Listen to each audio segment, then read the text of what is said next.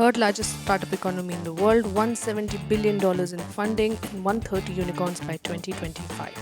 And yet, 10% of all startups fail, and only 25% make it past 15 years. It is a hard journey, but it is one that you will have to do all by yourself. However, here are some of the things that I learned along the way that I wished I knew before I started out, and I hope that they help you. Hi there, my name is Neha. I've been a sales leader, an entrepreneur, and now I'm an executive coach with a core focus on branding for organizations and individuals. And by the way, this is the one I love the most.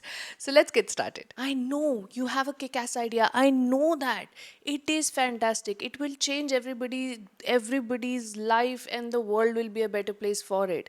But it is just an idea, my friend. Before you take any action, your next 3 months, 6 months, 12 months, there should be some amount of clarity that you have that, given the resources and the time and the people that you have with you, what would 3 months, 6 months, 12 months look like, assuming, and this is a key one, assuming that there is no investments or funds that are coming in, assuming that this is the money that you have to run with it, assuming that what sales can possibly come to give you revenue, assuming no new funds come in, what do the next 3 months, 6 months, and 12 months look like?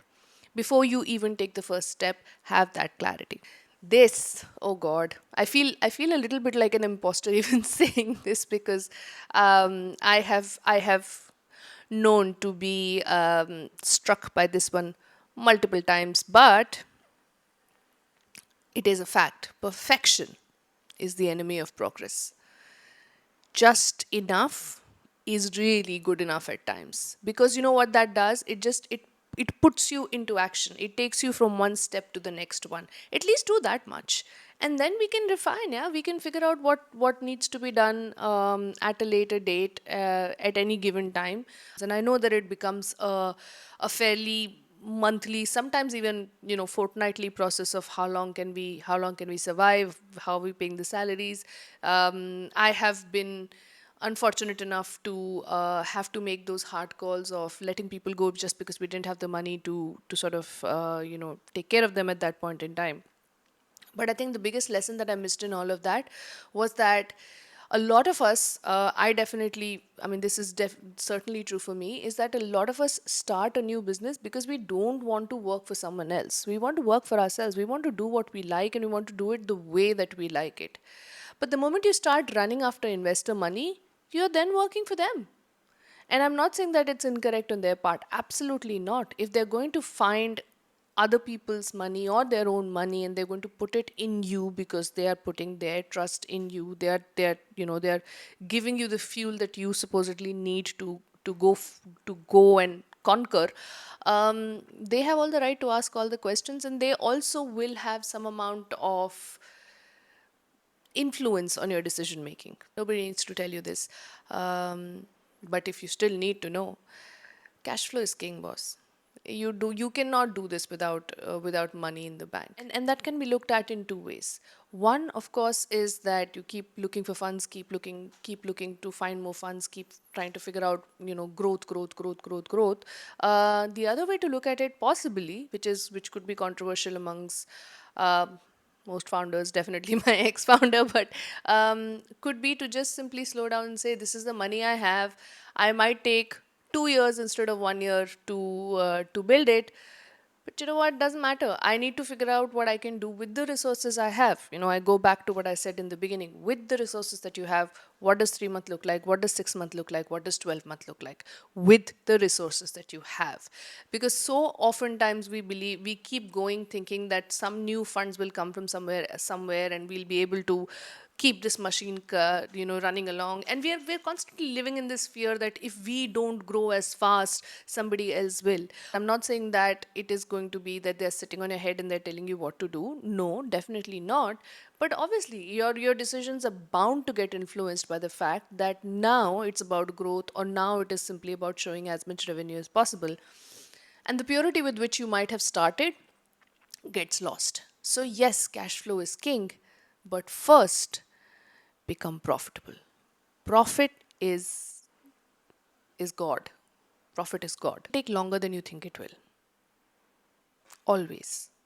No matter what amount of time you have decided for yourself, please write it down somewhere, put it up on the wall. It will take longer than you think it will. So dig in. Settle down, get comfortable, dig in, and know that it will take longer than you think it will. For multiple reasons, some will be in your control. You will make some errors. You're human, you're allowed to do that. Some will be entirely out of your control. Demonetization happened in 2016.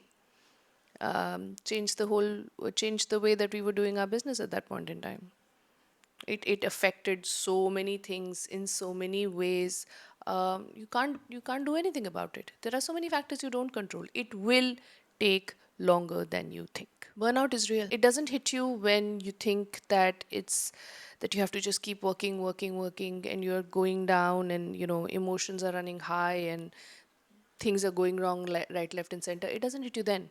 It hits you when you come out of it. And depending on how bad the situation is, coming out of it might take a month, 2 months, a year and a half. Who knows? I think the biggest problem of burnouts is not the fact that you're working too much, it is that you're not working smartly enough.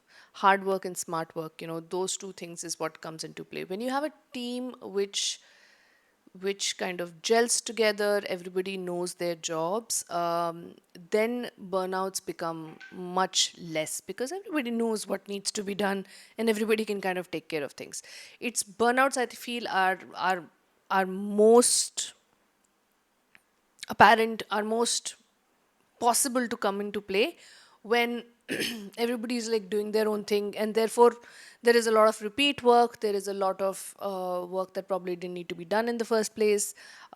That's when burnout happens more. Learn to pivot and do it fast. Because you have made a decision doesn't mean that you can't move away from it.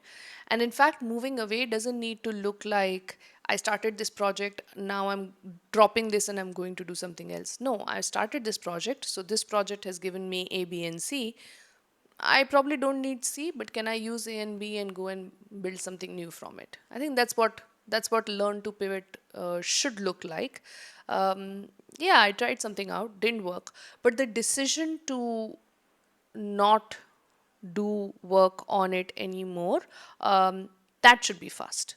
You made a mistake, that's fine, nobody cares. But move away from that mistake as fast as possible. Like, don't sit and think about it or mull over it, and don't get into a blame game. If you are working with co-founders, I think it is very, very critical that you have almost like a prenup at the beginning, before you even start working.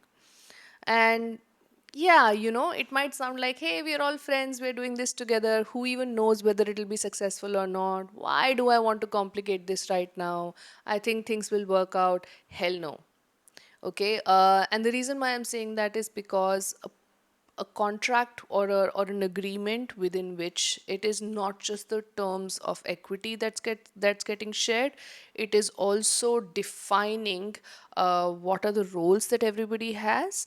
It defines how it will work out if one of you decides to exit. It is only natural that in a startup situation, which is anyways fast paced, often stressful, often without a real guide map or a guidebook that is there to tell you what's exactly the next step, and definitely often without HR being around where a lot of things can be controlled. um, if things go down south, they can go south fairly fast, and it's difficult to control or manage that. So I think it's very, very important that you and your co-founders have extreme clarity about what everyone will do. Um, and what happens if things don't work out. I mean, just like when you sign up with an investor, they have this huge SSHA that they will give you, which will have 1,001 legal implications of an exit, of what happens when you do this, when you do that, and it would cover them in a hundred different ways, if anything goes wrong, right? Which when you look at it, sounds extremely daunting, but I mean, just to being honest, at the very beginning, they are just betting their dollar on you, so they don't know anything about it. And the relationship hasn't even started, it hasn't existed at that point in time, yet you are being bound by something that has so many clauses and so much padding built into it. So, isn't it only fair that the two of you who are, or the two or the three of you who are actually going to put your probably your life savings, probably your employment opportunities in the future, and definitely your blood, sweat, and tears while building this company, sign a prenup, have an agreement in place which gives you comfort. It's a matter of fact conversation. It doesn't need to get emotional. It doesn't need to be like I don't trust the other person. None of that. It is a simple conversation that you need to have right in the beginning before you get started. So these are all the things that I wish I knew before I started, and I hope that they're helpful to you. If there is anything that you would like to add to this, any comments that you would like to share, and if you have any questions, I would love to hear them. And as always, please subscribe. I would love to stay connected with you in the future. Thank you. Bye bye.